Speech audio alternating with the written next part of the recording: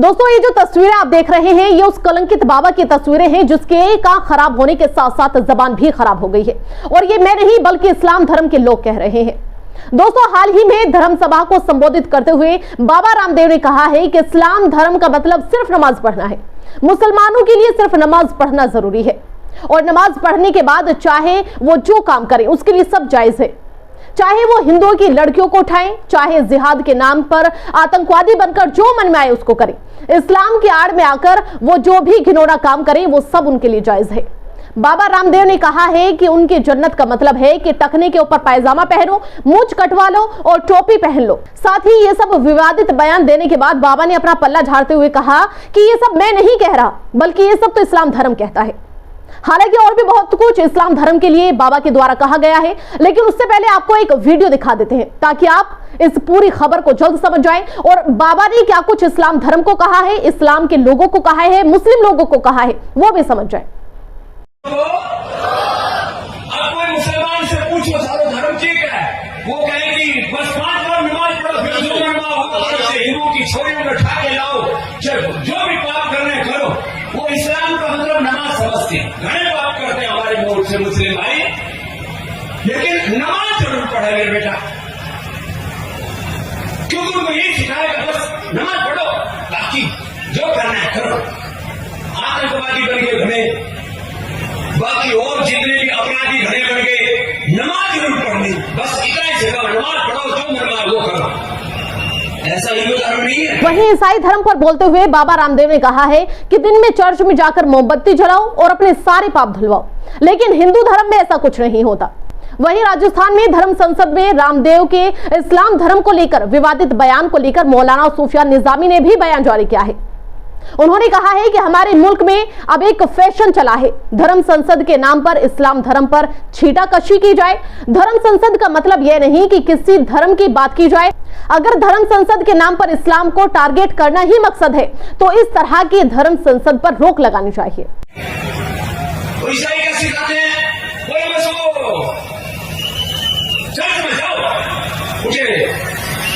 दिन में भी मोमबत्ती जलाओ और ईसा मसीह के सामने खड़े हो जाओ, सारे पाप नष्ट। और उनका स्वर्ग का मतलब है टखनी के ऊपर पैजामा पहनो, मूंछ कटवा लो, टोपी पहन लो। ऐसा कोई कुरान कहता है या ऐसा इस्लाम कहता, मैं नहीं कह रहा हूं, लेकिन ऐसा ही कर रहे लोग कि बस फिर तुम्हारी जन्नत में जगह पक्की। और जन्नत में क्या मिले? जन्नत में हुर्र मिले और उठेदार रुपयों की मिले। ऐसी जन्नत तो जहन्नम से भी बेकार है। लेकिन फिर भी लोग मुंह कटवा रहे, सिर पर टोपी रख रहे और बस पागलपन है। इस्लाम इस्लाम महान, और सारी दुनिया को इस्लाम में तब्दील करना, लोग इसी चक्कर में पड़े। और ईसाइयों में बोले एक को इधर क्रॉस का निशान पहन लो, फिर कुछ वेशभूषा की बना रखी है, कुछ छोटे मोटे कुछ उन्होंने बना रखे, जैसे हमारे श्लोक सूत्र मंत्र होते हैं ऐसे उनके भी कुछ होंगे आयते बायते। मैं किसी के बारे में कोई आलोचना नहीं कर रहा हूं, लेकिन लोग उसी चक्कर में पड़े हुए। कोई कहता है पूरी दुनिया को इस्लाम में तब्दील करेंगे, कोई कहता है पूरी दुनिया को ईसाइयत में तब्दील करेंगे। मैं कहता हूं करके करोगे कि वो तो बताओ।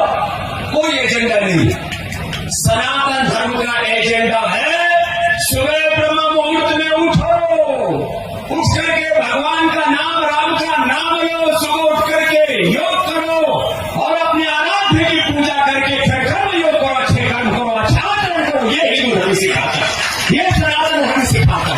सनातन धर्म अच्छे से जीवन कैसे जीना है, सात्विक जीवन कैसे जीना है, हमारे आहार में, हमारे विचार में, हमारी वाणी में, हमारे विवाह में सात्विकता होनी चाहिए, धार्मिकता होनी चाहिए, पवित्रता होनी चाहिए, विविधता होनी चाहिए। रजोगुण तमोगुण में नहीं जीना, लड़ाई झगड़ा नहीं करना, हिंसा झूठ बेईमानी नहीं करना।